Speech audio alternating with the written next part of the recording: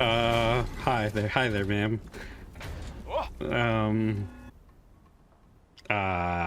Okay, let's get up there. I mean, in the train. Oh god, this angle. I can't focus on what's happening! Hello, welcome back to my channel Random Drop, and this week, I want to talk about Stellar Blade. Let's get into it. Hey everybody, before we get started, I just wanted to say, if you enjoy our content and want to stay up to date with our videos, hit the subscribe button. It really helps the channel. Thanks. So, on to the video. So far this year, there's been a massive amount of incredible games coming from the East, and Stellar Blade is no exception. I did a video a while back describing how this first couple months in this year we're gonna be incredibly packed with just banger after banger titles, but I never put Stellar Blade on that list because I was still unsure about it in a lot of ways. From every trailer I've seen, the game seemed fine, but was it a game that was just going to be incredible in trailers, but when you got down to it, it didn't play very well, or there was something very obviously wrong with it, and I had very little faith, right? Because sometimes there are studios that just put out a game and they're just like all the way into graphics and they kind of just forget everything else. They want to replicate another game or another success they saw along the way and never really find themselves. Stellar Blade in itself is not a perfect game, and it very much wears its inspiration on its sleeves, but it for the most part is kind of doing its own thing. I'm trying to find a game that's really played like this, and this really isn't. And yes, in terms of the theme and story, it is very Nier-like, especially Nier Automata, but again, it's not like Nier has the monopoly on robots and emotions and all that stuff, right? These are stories that we've been told time and time again, and a lot of it is just about like, how are you going to convey that story, and are you going to be able to replicate that feeling? And with it being obviously inspired by Nier and other titles, on another title that is very much inspired by is Dark Souls and Sekiro. Again, learning from what that series has done to the industry over the past, over a decade now? Elden Ring being one of the biggest games in the world, and that series just taking off in so many different ways, with like games like Lies of P coming out and just, hey, doing its own thing, but learning from what made that genre so good. I would not describe Stellar Blade as a Souls-like. It is this mixture of character action and action adventure with Souls-like elements. Right, it's your Uncharted or Jedi Survivor, but it's your Uncharted if it wasn't so piss easy and the game actually asks something of you. It's trying to have this epic adventure and tale, but there's still substance in the things you're doing, and it's just not pointing and shooting. And that's something that the industry's learned in the past 10 plus years now, and it's been going slowly but going, is that you don't really have to treat your players like they're fucking idiots. Not every game has to have like a big follow symbol and be a railroad all the time. You can add things like invincibility frames, dodge mechanics, loot, and not hold the player's hand so much and let them experiment. It is fine if a person plays your game and fails. It is up to also you to design a game that makes them want to continue because they're having fun playing it and succeeding in the challenges you put in front of them. And that's where the core of like the Soulsborne and the Lies of P, Sekiro lay, is that you want to play a game that you vibe with and you're pretty into the world you're getting into, but you also want to be challenged at that same time.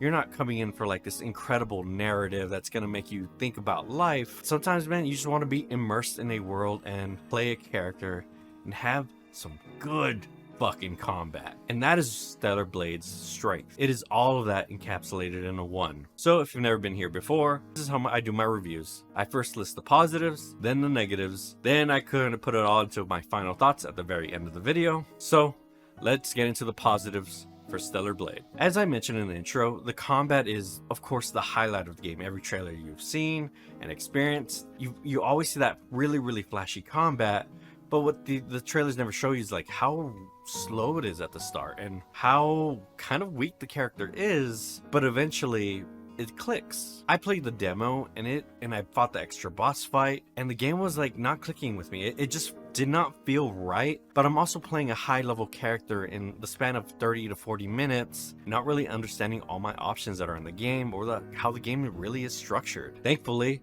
when I got to that point again in the actual game, I understood the game completely and it just all clicked. I was like, I know exactly how to fight this boss and fucking ruin him, and do it in stylish fashion. One thing I really appreciate about Stellar Blade is the fact that you're so goddamn in their face and up in their grill. There are other ways to play the game, of course, but the game is very much designed for you to just stay in and never leave, and you can do it if you play your cards correctly, parry correctly, and dodge correctly. It's not one of these games like in the Soulsborne where eventually you play so many Soulsborne games that, hey, at a certain point it's just you circle strafing around the boss, dodge rolling through the animations, then attacking in your openings. In Stellar Blade, you can make your openings. With the resource system and the burst system and the BE system that they apply in the game, as you would do attacks, dodges, and parries, it gives you a resource to spend on abilities. And this is your way in. Because these abilities can stagger, stun, heal, teleport, and do all sorts of wild shit to keep you in the fight. You can roll a boss or an enemy down if you have enough resources at your disposal. The way I played the game personally was I stacked attack speed and BE generation, and I applied, I believe, a gear slot that made me take way more damage, but I did more damage. And there's also an ability where eventually you get enough red burst where it increases your attack power and damage further for a set amount of time. My Evo was just a whirlwind of attacks and abilities, and that's the way I like to play the game. There are other ways: be more tanky, be more range focused, focus on multiple targets and whatnot, but that's what I ended up deciding to do, and I stuck with it. But that's the thing about Stellar Blade itself and things like Lies of P. When you design a game with the Souls formula, but design around one character, right? And everyone's gonna have these abilities across the character, you can do more with the boss and expect more out of the player, so you don't end up with these weird situations where you're just circle strafing around the boss, because they have to account for, oh, is this guy going to be a caster, or is this guy going to be a melee focused guy, and what items do they have, and how many flasks they have. And that's one of Sekiro's strengths as well, is Sekiro was designed around one character, so the boss fights can just go in on you and go in you hard, or vice versa. You can have a crazy set of tools to go in on the bosses themselves. I would not describe Stellar Blade as a hard game, but it's probably like medium level, like actual medium. Like, if you understand game mechanics, you'll have a pretty decent time. There are a couple bosses, yeah, I died to multiple times, especially towards the end, but I've played enough Souls games, or games in general, to know parry timings. The dodge window I did have to get used to. I had to learn that the actual dodge roll doesn't have any invincibility frames, it's just moving you left to right. It's actually the point when you press the circle button and you make contact with the enemy. That's where the invincibility frame is. It is very much just a parry, but with the circle button. So I had to change my mind around it, because I was trying to dodge roll through shit like I would in Dark Souls or any other game with most dodge rolls. This game has a perfect dodge roll, and you could only do perfect dodge rolls. The dodge button only really just moves you in a direction. So by the end of the game, I was really digging the combat, and anytime other things kind of got in the way of combat, it really annoyed me. Especially like sections where you can only use the gun, and they're like kind of doing like a horror element or Resident Evil thing with the gun, and they do it once and it's cute, but then they do it again and I'm just totally annoyed, and like I stopped paying attention to the game and just bulldozed through it. I stopped listening. But yeah, like the combat got so addicting that I wanted to fight more enemies and get through more, because it just felt so good to stagger and beat the shit out of these bosses, and I just wanted more and more and more. Thankfully, there's a new game plus to where the game is going to be more difficult, and I am carrying over all the stuff I currently have, and there's new things and upgrades to get in new game plus. But for the most part, the base game is, again, I wouldn't describe easy, but it's satisfying, right? You feel challenged playing through the game, and you don't feel like it's babying you like something like, I don't know, like a Call of Duty campaign, or I don't know, man, name any Naughty Dog game. It's just there's nothing to the thing you're doing in the game. They're designed to be finished. But originally in the demo, what did sell me was the vibe of the game. Now there's lots of comparisons to Nier Automata, and it's very much inspired by things like that, and it's definitely trying to replicate that tone and vibe, and I think it does for the most part. I wouldn't describe as this story as good in any way or unique in any way either, but what the game is successful at is just grabbing that vibe of like, oh, I feel what you're trying to sell to me at this point, and it carries you through the combat and all the other sections of the game because of that like vibe, right? The music is playing just the right way. The dialogue kind of works just in this like weird and ominous way. The performances are just good enough, and this sense of like dread of this like doomed world is wrapped all around you, and you can feel yourself in it, or at least I did personally. I could understand the setting they're trying to place me in, and I felt it. Just kind of I do like with Dark Souls and all that, right? Like I don't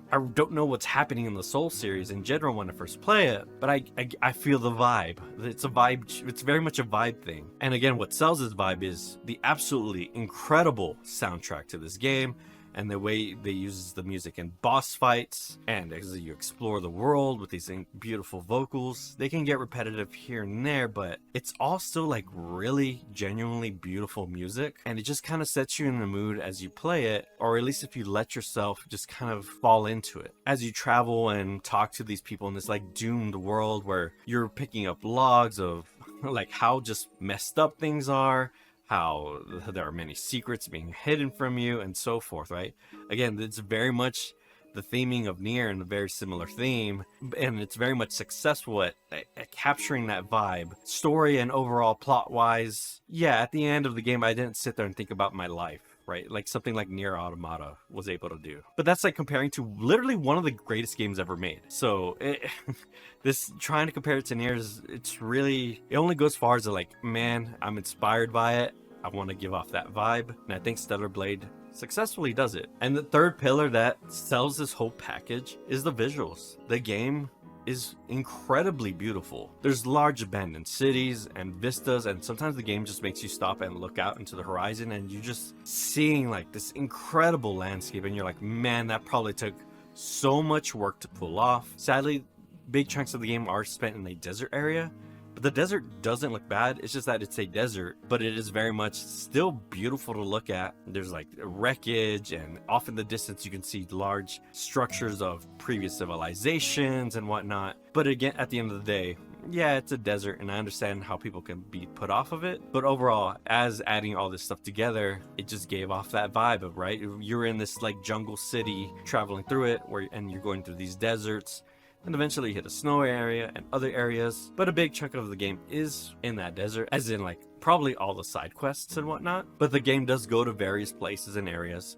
and there's just like these giant sweeping shots of incredible spectacle. And to only add to it is how just beautiful the character models are. Lily, I feel like she's like basically from a different game, while everyone else is very much from this game or like a nearby game at least. Lily literally looks just like a Genshin Impact character was just like thrown in here, just because how her eyes are shaped and her head, and then everyone else looks like humans. And what is funny is that like a lot of the characters have like robot masks and hoods and whatnot. Very much, I mean, like Nier did this well with a lot of the NPCs just being like regular grunts, and you barely ever saw their faces. Again, it just kind of adds more to that vibe of like this doomed world and apocalypse, and like all these people are just so ugly that you don't want to see their faces, and that this robot face is better to the shit you have to see underneath, and that most people are probably disfigured in some way. And the ones like running around looking like normal people are few and far between. And other than the like actual main characters design, the monsters design it's really cool. They definitely went into their own thing of like doing this eldritch horror thing, and evolution gone wrong to where there's teeth on teeth, right? And things are turning into chainsaw blades and pulling out bone spikes and shit. It's a really cool look. It's very like Resident Evil, but more angelic in a lot of ways, and as you get more into the game you'll learn why. But yeah, like the actual enemy design, like they're all really cool looking. I think all the monster designs are one, incredible and disgusting to look at, because they're like weird bug monsters and slug monsters and fish monsters, and then they're actually like really fun to fight as well, as all the animations and attacks are well telegraphed enough to where you can make sense of what's going on. Because sometimes when you have enemies with tons of limbs and shit, sometimes it's hard to tell like how it's gonna move and attack, but here it all makes sense and it's fun to play against. And those are the main three pillars I think are the best things about this game, is the combat, the vibes, and the visuals.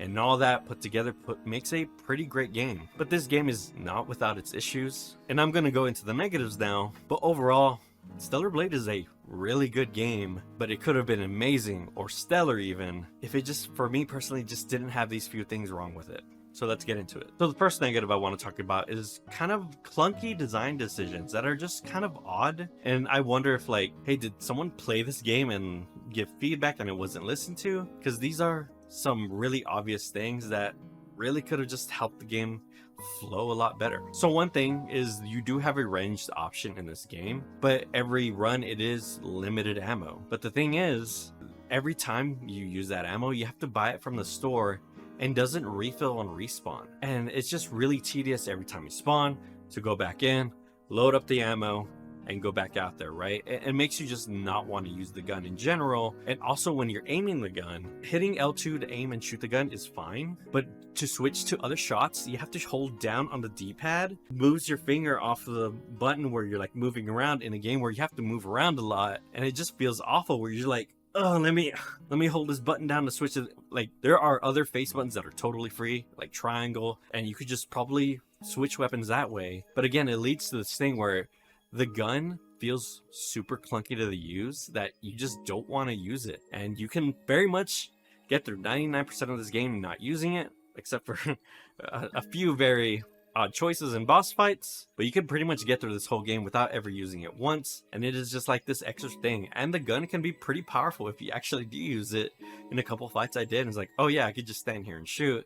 And I understand why they try to limit it to the amount of ammo they have, but the sheer fact of like every time I die or respawn, I have to constantly reload it, and enemies barely drop ammo, and it just makes it not fun to use, and it makes it feel tedious when it's just so much easier and feels so much better to hit square and triangle and dash in and dash out and dodge while you have this other clunker of a button that is 20 times slower. It just does not feel good in addition to what you already have built. So everyone's just gonna use the good thing and never use the gun. And another weird design decision is more like UI stuff. So in this game, you're constantly doing side quests and you have to fast travel back and forward a lot. There is an option when you finish a side quest, like, hey, teleport back to the person you helped, which is super great. I love that. But there's lots of side quests where you pick them up in one zone and you have to go to another. And when you go to the fast travel menu, you can't fast travel there. You actually have to go to fast travel to the ship and then talk to Adam, who then says, hey, let's switch to a different region, and then switch to that region. Or fast travel to the entrance of that next region, then fast travel again to the spot you need to get to. It's just like this weird thing where you could have had like a switching menu. It's like, oh hey, yeah, fast travel me to that zone. And it's just like really clunky to use, and it feels super odd. Like, did no one think of like, hey, it's just much simpler and easier if I could just fast travel is accessible across the whole game. It's just easier if I could just point to the place I want to go instead of going through 10 menus. And there's other little oddities like that as well. Like when you talk to NPCs, you hit X and like it won't like move the dialogue forward. You have to like jam it a bit. And I felt like sometimes when I would read a line, especially when there's like voice acting, because I read ahead a lot of the time, I read the line and hit X and it felt like it skipped a whole other line and it just goes back to the character, and it's not skipping lines, it's skipping like whole sections of dialogue. And so I stopped skipping at a certain point because I was afraid it's going to keep happening. But it's just like this weird thing, like, why does it work this way?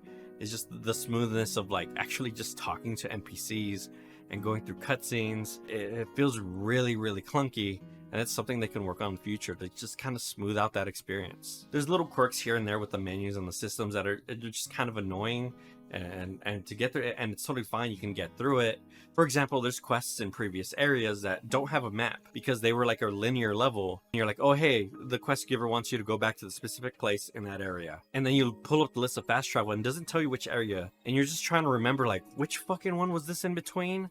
And then you end up guessing 5 times. The way I did it is like I would zone in, hit the little scan button and see how far away it was from the distance. It's like, okay, that seems pretty close. I think I can walk there. And there have been times where I couldn't, and it was like I was locked behind some thing, or it actually sent me the wrong way, or sent me down instead of the direction I was trying to go. Again, it's like little things like that. It just kind of make the game experience a little annoying when they're trying to have this questing experience where you're trying to go through this world. There's a lot of little annoyances here and there. Whenever you're just playing a level and going through it, it's like nearly flawless, and there's pretty much like no issues I have with that stuff. Again, it's just more of when you're trying to go from zone to zone, area to area, and talking to people. But moving through an area and killing monsters and bosses feels incredible, and that's why whenever there was a wall in between of me and fighting monsters, I got a bit annoyed. And the next thing I want to talk about, and this is probably my biggest complaint, the thing that just really hurts this game, is the platforming sections. And I'm gonna add other things to this too, but it's basically the parts that aren't you moving from monster to monster, killing them and exploring areas, because I think the exploration is actually really good and finding side items and finding extra fights and whatnot. But the actual like platforming of grappling and jumping across ledges and whatnot feels fucking terrible. And there's some like things they try to make traversing harder and they don't land as well. So let's get into like the worst parts of the platforming. The thing about Eve is that she's a Souls character, but also trying to be a platforming character as well. And there's like a weird disconnect where you think she should be able to like jump across ledges and whatnot very easily. And the thing is, sometimes she can and other times she can't. It's this weird thing where, oh yeah, I have an air dash, but when she air dashes like a foot. And I understand why the air dash isn't bigger. It's because if you're fighting bosses, you would just jump and air dash everywhere to dodge everything and would make the game really hard to balance. So they took that aspect out, but it's still in the platforming. So there's sections where like you need just an inch and you're like, oh, you better air dash there. Again, it's a little quirk and it is solved mostly whenever you finally get the double jump. The platforming in the game increases dramatically after you get the double jump, but that first third, man, it is fucking really rough to play through, as Eve feels like she is made out of lead. She jumps and then just immediately drops down. It's really funny. And there's also a thing whenever you're trying to grab ledges or ropes, there's usually, whenever you're designing something like that, you give some leeway, right? It's like, oh, my hands are right here, but the ledge is right here, and let the player still connect, right? Like, let them still grab it. There's pretty much non-existent leeway, or very little, at least on some objects, to where you'll be right by them and just go right through them. Or you're literally jumping into the object and it's just not grabbing it. And then there's multiple times where I died many times in a row to being like, why the fuck isn't she grabbing it? And it's just, I wasn't in the right angle and she just didn't clip onto it. And it just, again, leads to the platforming feeling really bad. And again, thankfully to the double jump, I was able to, fix those issues because like, oh, I missed it. Let me double jump and try to grab it again. And it helped out a lot. But the fact that the first third of the game is really clunky with it, and it doesn't get a whole lot better, it's a really huge negative of the game. If they want to keep these platforming sections that are very Jedi Survivor-like in their design and whatnot, she needs to move a lot better and be a lot more consistent in her movement, because there's many times where she just does not control correctly, or they're asking just too much of the player. So there is this one infamous section near the end of the game where there's just 6 turrets constantly shooting at you and they want you to run through an area dodging it. But again, Eve moves like a sack of lead sometimes, so she's running, but her run animation is very low to start up, and when she dodges like at little increments, so you can't like dash through or anything, and you're running behind these trucks left and right with this like really kind of slow and lumbering character whenever you're traversing. But in combat, she's like all over the fucking place, right? And it leads to this section being really fucking annoying. And I died a lot, especially because they like hide items on the side for you to grab. Like, oh, hey, go try to get that. And you just get blasted with rockets. And those same turrets show up in other missions as well. Thankfully, they didn't overuse them. But there's one at the very beginning of the first open area, and it's super annoying. And if you ever get to that mission, you'll know immediately, like, oh, this is the mission I'm talking about, where I have to dodge rocket shots and try to get to this point very quickly, and just getting bolted in the back as Eve like clips on shit and gets stuck to things and is trying to jump over objects. But if you slow down at all, you will die. So my feelings on the platforming is like, there are sections where like, oh man, it feels like totally fine and good. You're letting me move through this fast enough to where I can get to the next part. Because the problem I have with a lot of platforming sections in games is it's like Nathan Drake, where you're just like climbing for 30 hours, or even like Jedi Survivor, where they're trying to show you a thing. It's like, no man, I just want to like fight monsters. So like, let me platform and get to the next section, make that as small as possible. They don't really overstay their welcome in this game. But like, when you notice a bad one, you really notice a bad one. And it's just like, oh, it just stops the pacing of the game completely. I would rather be back in Anne Orlando and have the fucking Silver Knights shoot arrows at me than do some of the shit I had to do in Stellar Blade. And my last point on the negatives is the game's pacing. Now, there's a couple aspects to this, and the first thing I want to talk about is that Eve at the start feels downright terrible to play at points, or feels like, oh, hey, this is a Souls-like game and it's very Soulsy, haha. You're playing through it, then you start realizing, no, it's not, and you're missing a lot of your toolkit that like would make this game feel a lot better, and they're all in talent trees and talent points. Whenever I leveled up and got talent trees, I put everything in the survival tree immediately, because your dodges are way stronger, and your parries and everything to do with like the Soulsborne aspect of this game, you're like a nerfed version of yourself. And the thing with the Soul series, your dodge is always the same, unless you're playing Dark Souls 2, but let's not talk about it. Your dodge is mostly always the same in those games, right? But in this game, there's like weird variations if you don't put points into it. And the other variations are downright useless. And so it's like immediately like, no, that should be a base part of the kit. Eve feels really bad to play at the very beginning of the game. And as you get to like around the third, I think it was around the train station where I was like finally like, oh, it all clicked for me of how the combat works and feels and what they're trying to go for. But for a long time, Eve feels really, really rough to play. I just think the skill tree system is not really the right answer for this game, and is something that they should relook at in the sequel. The game is also very backloaded. As I described, there's like 2 big open areas, but most of the story in the game is kind of happening in the final third.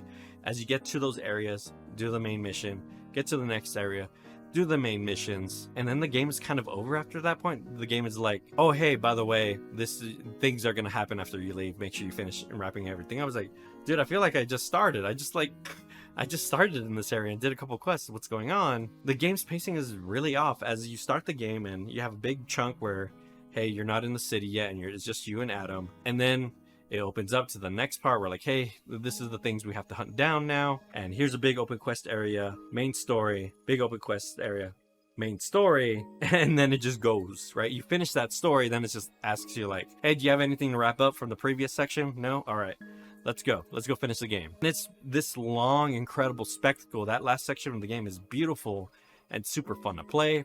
It is the best part of that game, but everything in between, and especially those open world areas, just kind of feel not needed. And I would have rather had like big, long, linear sections with more spectacle and more boss fights than like traversing a desert and doing some side quests for some characters that overall I like their vibe and I like what's happening in the world here. But if it's at the loss of more boss fights and more combat that I want to do, I would rather lose it. The game took about maybe like 20-ish, 25 hours to beat, and that's me doing like 90% of the side content. There's like little challenge boards where you do all these little small things.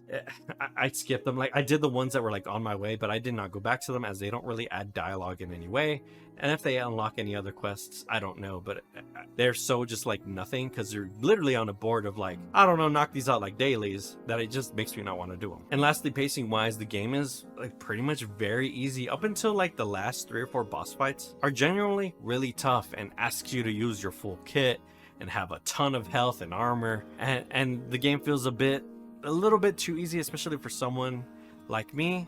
It's hard to really put this as a negative as there is a hard mode and new game plus, but I did notice I was pretty much able to bull throws most encounters because of how much the abilities stun lock enemies and how quickly you can regenerate that and how quickly you can regenerate that resource, that it made it really simple to just like, once you had a bunch of resources, just rail into the enemy and obliterate them. The boss would hit 50%. It's like, oh, he hit 50% and got his all our armor back. Pop up my cooldowns and just blow into him, right? Using basically the devil trigger and then all my red abilities and blue abilities. You can pretty much just rail into an enemy, because if you keep doing abilities, it just knocks them out of whatever they're doing. If they're doing a big wind-up attack and you hit them with a blue attack or red attack, they come out of it immediately. So instead of dodging, you can just fucking shank them. As soon as you see them about to do a move, you just hit them with an ability. It makes this like weird balancing issues, like maybe not everything has to have a hit stun, and maybe that's something they can look at into the next game.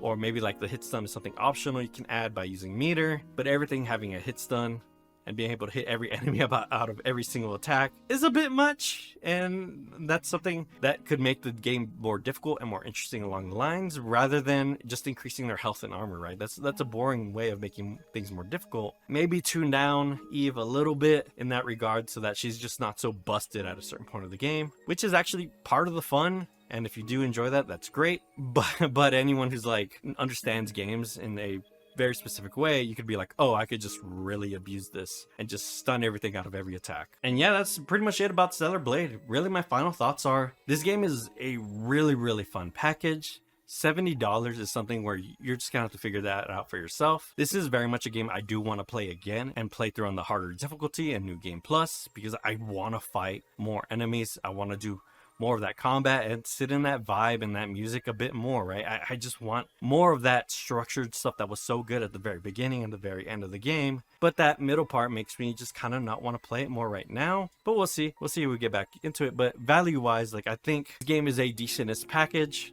maybe wait for like a cut if you really think like $70 is too much, but you could probably get like 40 or so hours of this game if you're new game plusing it and really diving into that combat. But in terms of other aspects of the game, I think the story overall is just like very predictable in a lot of ways, but that doesn't mean bad, right? And it does do some interesting things towards the end, and I'm interested to see what's actually going to happen next in this world, because they do build up some characters through a lot of audio logs and texts as being like this really big messed up thing, and some of the revelations in the game are pretty interesting.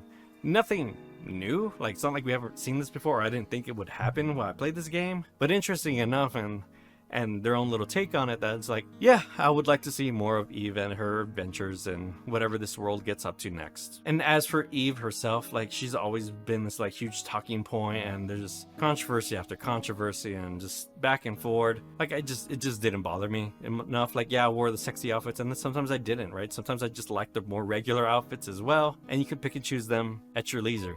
One of the really good things about this game is that Eve has like a massive list of outfit, and there's all sorts of varying types, and pick your poison, really. If you want to play as a fucking teddy bear, go for it.